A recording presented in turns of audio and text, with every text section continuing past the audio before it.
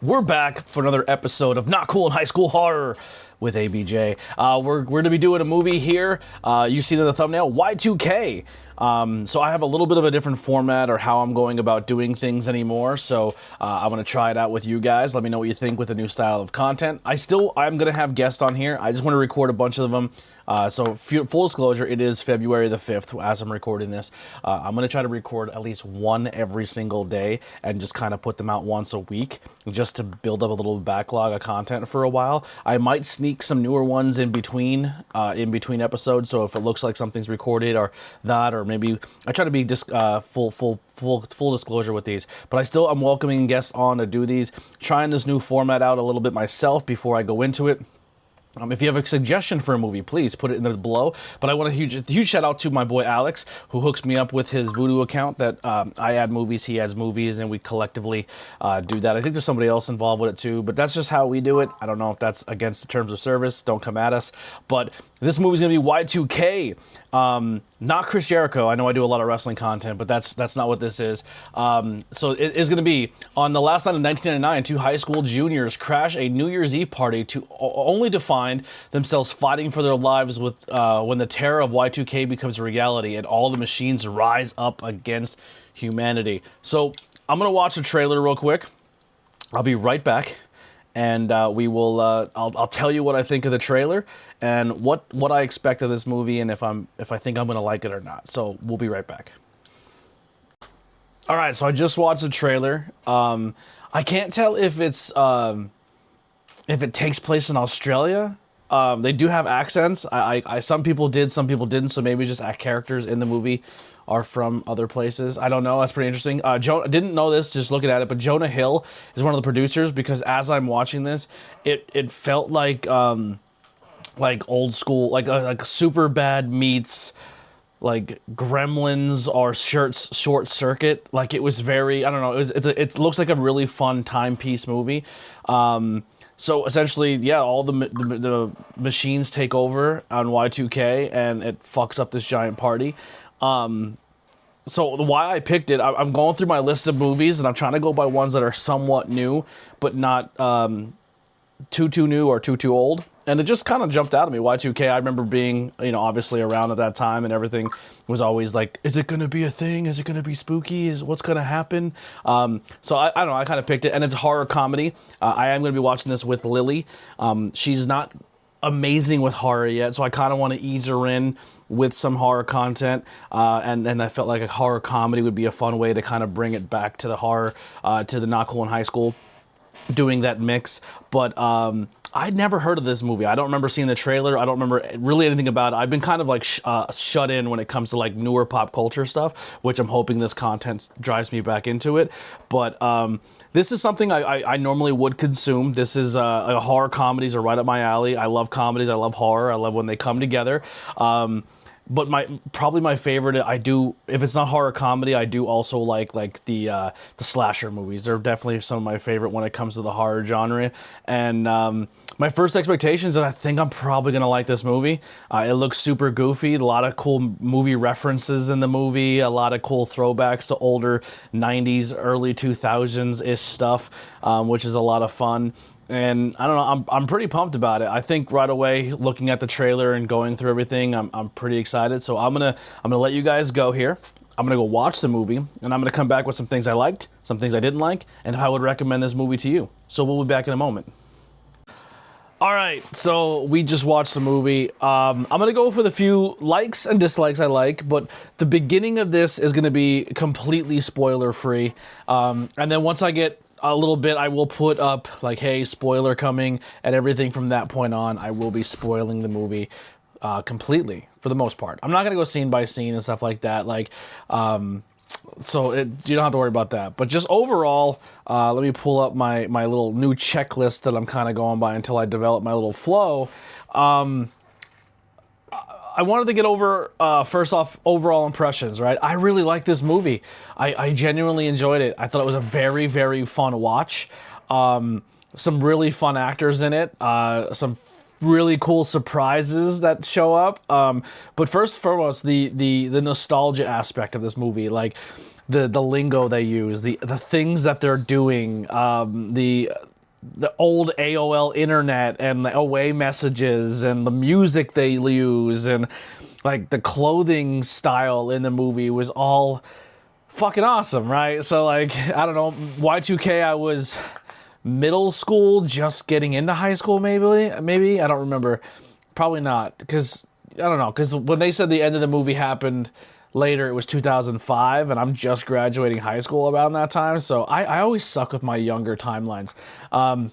Another thing I'm not too amazing at here either is character names. So like I watch a movie and I don't know anyone's names of their characters. I don't know, is that a thing that anyone else does? Let me know below. But I definitely struggle with that. So some things I like. The nostalgia aspect. The burned CD. He burns the CD in the movie and he like writes Y2K, and I was like, he better write mix, because then when you made your CDs back then, you always wrote mix. Also in the comments below, let me know some of your best mixtapes and your best names for your mixes. So mine were like genre based, so like hip hop mix, rock mix, 90s mix, 80s mix. Trying to think of other mixes. Like at the Firehouse, we had a Firehouse CD mix. I used to draw on them a lot too. Or you make a mix for a girl, like, hey, this is your mixtape. They were some of my go-tos. But yeah, then he had a Jansport backpack. I haven't had my first Jansport item until, unfortunately, like a year or two ago. But the Jansport backpack with the rubber sole that looks like a sneaker bottom, he was rocking it in this movie, and I fucking always wanted one of those. I don't even know if they still make them, to be honest with you. But this movie also gave me really, really big, like, American Pie / Superbad vibes. I said that at the beginning, but definitely in the very beginning, it definitely feels that way. And then it has, like, a very Short Circuit vibe, right? Like the old, if you ever seen Short Circuit, maybe we'll do a review of that down the road. But yeah, it was really, really well done. It was almost Stranger Things vibe-ish too, the way they really made it feel like a timepiece. There was nothing there that looked like it shouldn't have been out of place, or looked like, oh, I was trying to find something that maybe they didn't have or they messed up with, but it looked all pretty legit. I will say too, the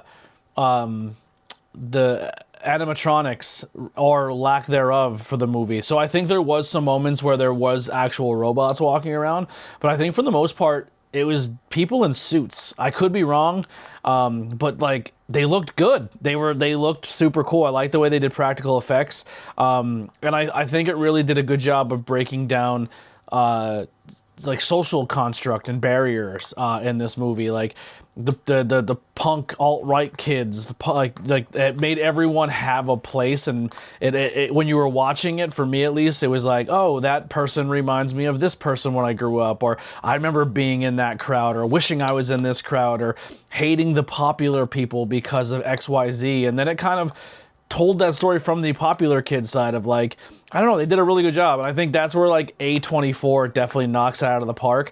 Maybe they're woke, I don't know. But no, they do a good job of like breaking that down and making everyone kind of have their own angle, instead of just being like everyone's the enemy. Everyone kind of has their own bullshit they're dealing with. I thought that was done really well.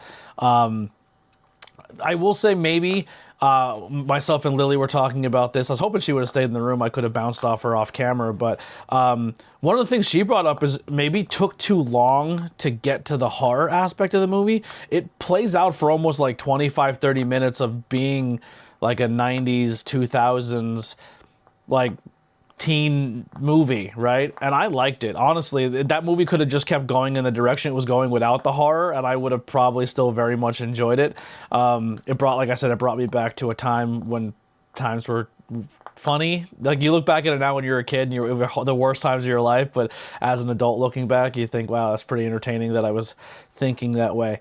I don't want to say if this is a spoiler or not. Maybe we'll get, yeah, I'll just kind of do it from here on out. So, there was a moment, this isn't really a spoiler, I'm just kind of thinking some other things that stood out for me. There was some moments in the movie too where they were downloading pornographic images on the internet, and it's taking forever to load, and you get to like the boob and you're like, oh my god, look at, there it is. That was pretty funny. The phrases and catches and the lingo they used was really, really funny. And there's a part of the movie where he tries to fit in with other people and he tells an embarrassing story of his friend, And I grew up in a small school that if you were the kid who fucking puked in the class in 3rd grade, like you were the kid who puked in the class till you graduated high school. And I remember just you had a nickname for somebody, even if it was something like way back from like fucking 1st grade. You're like, oh, you never shake it. And they kind of do that in the movie a little bit too. So that kind of brought me back. So that was fun too. But overall, man, I really, really like this movie. At a scale of 1 to 5, I'm going to give it... You got to protect the 4. 4s are really, really hard to get. 5s are perfect movies. But I think this is a 3. I think this is a good watch. I would watch it. Would it be something I always go back to? I'm not 100% sure. It's a movie that I watched once, maybe twice, show somebody else it, but I don't know if it's something I'd religiously watch. But overall, I thought it was really, really fun. I definitely recommend other people watching it. And yeah, so I'm going to take a quick pause real quick, and then I'll come back for some spoiler versions or things in the movie. So let me know in the comment what you thought of it, and we'll go from there and go on to the next part. I'm back. All right, so the reason why I stopped is my mom came up and she's fucking staring at me while I'm trying to record. It was throwing me off. So I had to talk to her, and then I told her to fuck off, and now here we are. Love you, Mom. All right, we're back.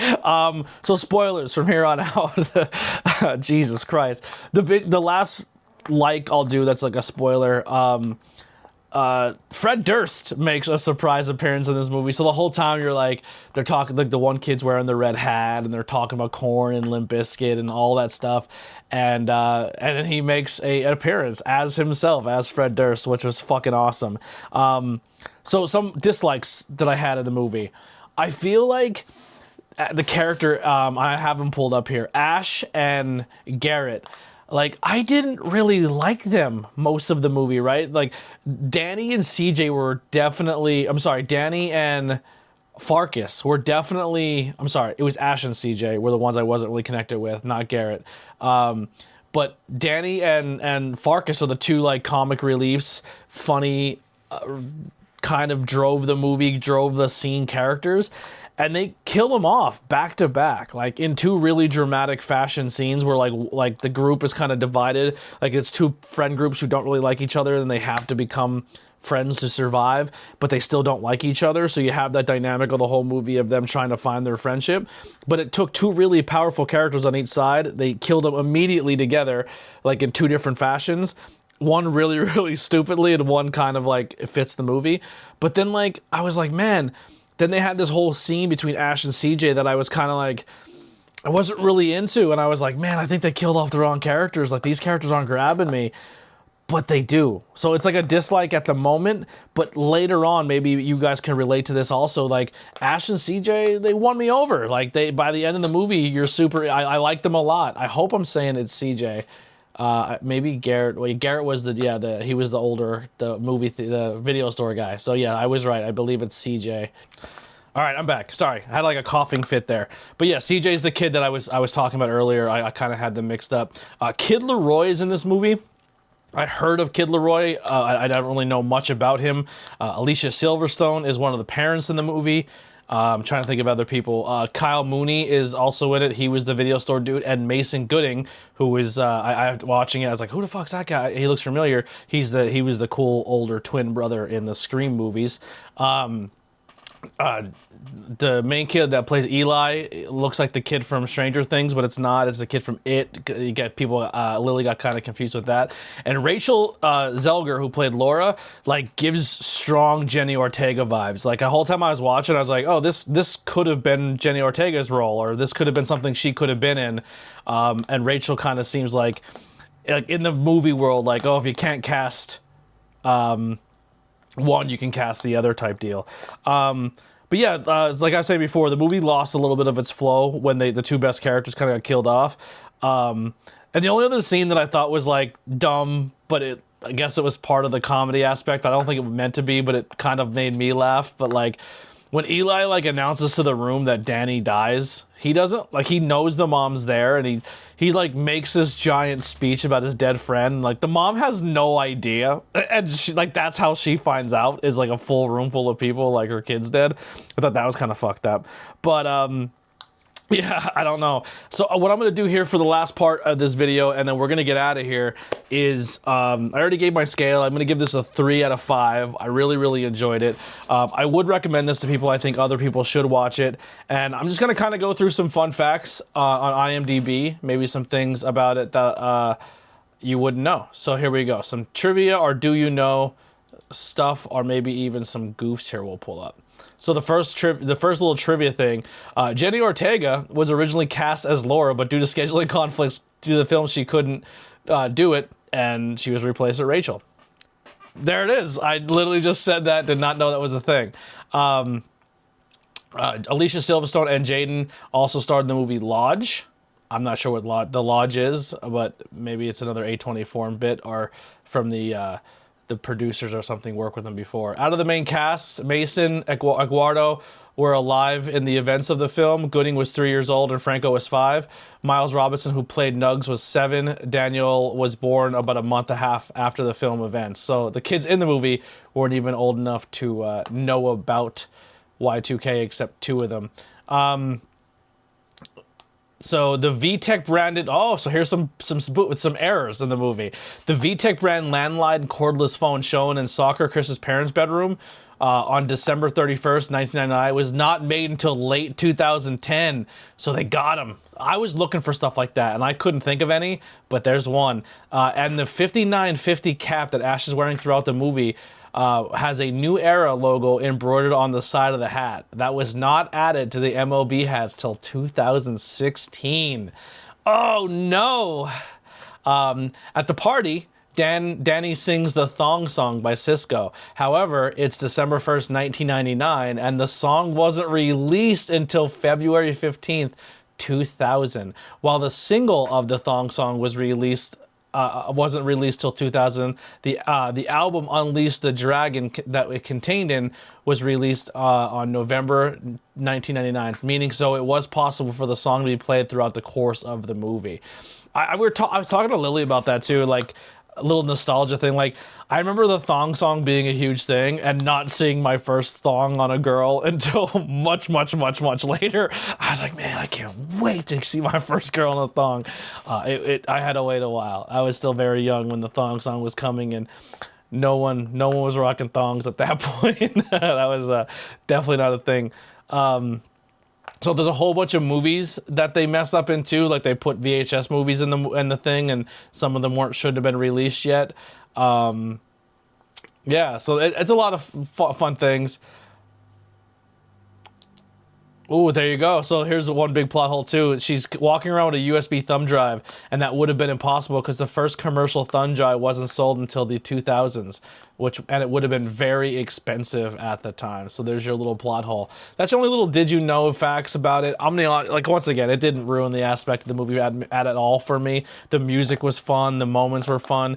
Even Wes Borland had a little appearance in the movie. You were told he was like dead or he was blowing off the stage, but a little later, like, he has like they don't really do anything else with him. He just kind of is there for a moment, and then that's it. But yeah, definitely go check it out. I fucking love this movie. A24. I realize I'm watching a lot of A24 films lately, like, especially when it comes to like horror comedy, and I don't hate it. I like them a lot. So there's more I have to check out. So I do have a list of some horror movies that you're probably going to see very, very soon.